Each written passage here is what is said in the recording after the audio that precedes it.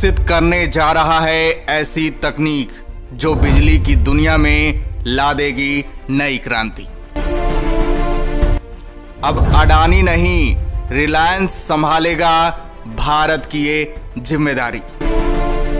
जिसका डर था वही हुआ, अडानी के सपनों पर फिर गया पानी।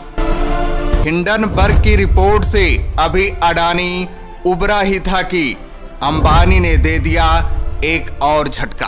दरअसल दोस्तों, भारत की जानी मानी दिग्गज कंपनियां आमने सामने आ गई हैं। यानी अंबानी की कंपनी रिलायंस गौतम अडानी की कंपनी अडानी ग्रुप का पत्ता साफ करने के लिए मैदान में उतर पड़ी है। रिलायंस अब बिजली प्रोड्यूस करने की एक नई तकनीक विकसित करने जा रही है, जिस पर कई सालों से अडानी ग्रुप की नजर थी। इंडियन गवर्नमेंट का एक बड़ा टेंडर अपने नाम कर लिया है और अडानी ग्रुप देखती रह गई। अडानी के हाथ से इतना बड़ा टेंडर जाने की असल वजह यह है कि इस समय अडानी हिंडनबर्ग के रिपोर्ट की मार झेल रहा है। अभी संभल नहीं पाया है। जैसा कि हाल ही में अमेरिकी रिसर्च फर्म हिंडनबर्ग की रिपोर्ट आने के बाद से अडानी ग्रुप के शेयरों में भारी गिरावट देखने को मिल रही है। अडानी समूह एक इंडियन मल्टीनेशनल समूह है जिसके मालिक गौतम अडानी हैं। कंपनी की कामयाबी का अंदाजा आप इस बात से लगा सकते हैं कि पिछले 3 वर्षों में गौतम अडानी दुनिया के सबसे 5 अमीर व्यक्तियों की सूची में शामिल हो गए। कंपनी के शेयर आसमान छूने लगे। सब कुछ ठीक चल रहा था और कंपनी तेजी के साथ आगे बढ़ रही थी। लेकिन तभी एक हिंडनबर्ग नाम का तूफान आता है और कंपनी के शेयरों की कीमत तेजी के साथ नीचे गिरने लगती है। रिपोर्ट में यह भी कहा गया था कि यह समूह दशकों से शेयरों के हेरफेर और अकाउंट की धोखाधड़ी में शामिल है। हिंडनबर्ग नाम का यह तूफान इतना जबरदस्त था कि गौतम अडानी, जो दुनिया के 5 सबसे अमीर व्यक्तियों की सूची में शामिल थे, सीधा 20वें नंबर से भी नीचे आ जाते हैं। अब हिंडनबर्ग की चर्चाएं भी जोर शोर से होने लगी हैं। आपकी जानकारी के लिए बता दें कि हिंडनबर्ग वर्ष 2017 में शुरू की गई एक फाइनेंशियल रिसर्च करने वाली अमेरिकी कंपनी है जो स्टॉक मार्केट में होने वाले घोटालों का पर्दाफाश करती है। हिंडनबर्ग रिसर्च की स्थापना नाथन एंडरसन नामक व्यक्ति द्वारा की गई थी, जिसका मुख्यालय अमेरिका के न्यूयॉर्क में स्थित है। कंपनी ये पता लगाती है कि क्या शेयर मार्केट में कहीं गलत तरीके से पैसों की हेराफेरी तो नहीं हो रही है, क्या कोई कंपनी अकाउंट मिसमैनेजमेंट तो खुद को बड़ा नहीं दिखा रही है,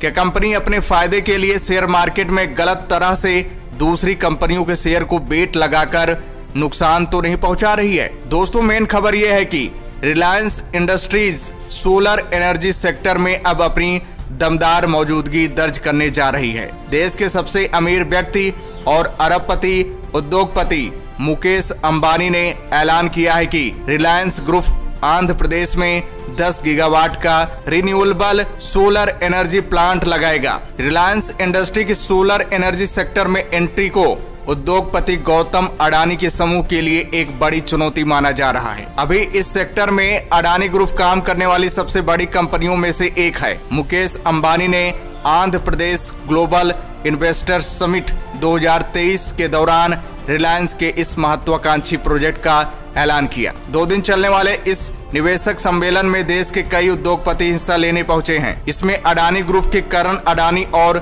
GMR ग्रुप के GM राव भी शामिल हैं। और तो और मुकेश अंबानी ने प्रधानमंत्री नरेंद्र मोदी की तारीफ भी की। उन्होंने कहा कि जब से मोदी सरकार आई है उसके बाद से भारत की अर्थव्यवस्था बड़ी तेजी से बढ़ रही है। एक बात और आपको बता दें कि रिलायंस ने KG-D6 पर 1.5 लाख करोड़ रुपए का निवेश किया है। कंपनी ने इस क्षेत्र को बहुत ही ज्यादा डेवलप किया है और गैस पाइपलाइन भी डाली है। केजी बेसिन में रिलायंस द्वारा प्रोड्यूस की जा रही नेचुरल गैस से देश को क्लीन एनर्जी की तरफ ले जाने में मदद मिली है। ये देश के टोटल गैस प्रोडक्शन में 30% की हिस्सेदारी रखती है, जो भारत के विकास के लिए सबसे बड़ी भूमिका निभाएगी। आम भाषा में समझे तो कृष्णा गोदावरी यानी केजी बेसिन कच्चे तेल और गैस की खान है, जो आंध्र प्रदेश की 2 प्रमुख नदियों कृष्णा और गोदावरी के डेल्टा क्षेत्र में स्थित है। तेल के ये क्षेत्र करीब 50,000 वर्ग किलोमीटर में फैले हैं, जिसमें से 21,000 वर्ग किलोमीटर का इलाका जलीय क्षेत्र में है, जबकि 28,000 वर्ग किलोमीटर का क्षेत्र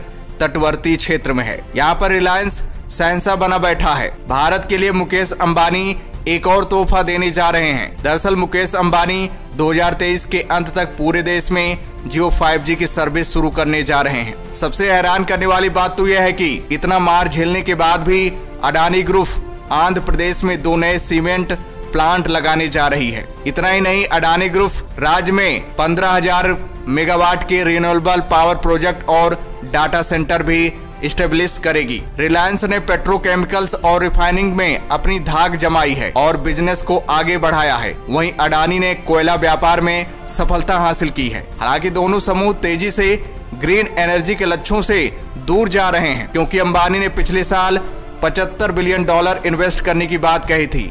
वहीं गौतम अडानी ने $70 बिलियन खर्च करने का वादा किया था। हालांकि अभी हाल ही में आई अमेरिकी रिसर्च फर्म हिंडनबर्ग की रिपोर्ट के बाद अडानी समूह को काफी नुकसान उठाना पड़ा है। अडानी की प्लानिंग है अगले 5 वर्षों में कृष्णापट्टनम और गंगावरम पोर्ट्स की कैपेसिटी को दुगना करने की, और इसी के साथ ही अडानी ग्रुप इन बड़े पोर्ट्स को इंडस्ट्रियल पोर्ट सिटीज में बदलने पर विचार कर रही है। साथ ही साथ विशाखापट्टनम में 400 मेगावाट का डेटा सेंटर डेवलप करने पर भी अडानी समूह काम कर रही है। अगर सब कुछ ठीक रहा तो बड़े लेवल पर रोजगार के अवसर खुल जाएंगे। भारत की दूसरे देशों पर से निर्भरता पूरी तरह से खत्म हो जाएगी, यानी भारत पूरी तरह से आत्मनिर्भर बन जाएगा और तो और चीन की दादागिरी पर लगाम लग जाएगा। भारत की अर्थव्यवस्था दुनिया में नंबर 1 बन जाएगी। और दोस्तों, एक खबर और आ रही है कि दुनिया के अरबपतियों की लिस्ट में गौतम अडानी ने बड़ी छलांग लगाई है। ब्लूमबर्ग